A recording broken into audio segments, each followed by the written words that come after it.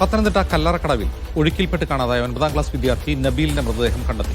വേലൻകടവിനും അതിന് താഴെയുള്ള തടയണയ്ക്കുമിടയിലാണ് മൃതദേഹം കണ്ടത്. മൃതദേഹം ജനറൽ ആശുപത്രിയിലേക്ക് മാറ്റി. നന്ദുഷ വിരളുമായി ചേരുന്നു. നന്ദുഷ, എപ്പോഴായിരുന്നു അപകടം?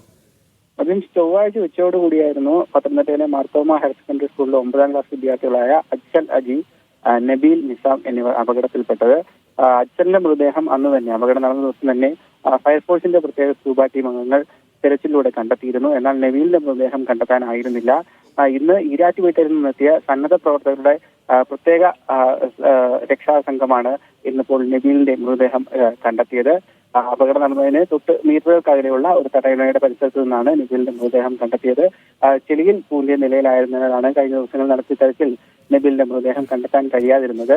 ഏതായാലും ഫയർഫോഴ്സിന്റെയും നാട്ടുകാരുടെയും അതോടൊപ്പം സന്നദ്ധ പ്രവർത്തകരുടെയും ഒക്കെ തന്നെ തെരച്ചിലിനൊടുവിലാണ് കാണാതായ രണ്ടാമത്തെ കുട്ടിയുടെ മൃതദേഹം കണ്ടെത്തിയിരിക്കുന്നത്. ശരി നന്ദുഷ.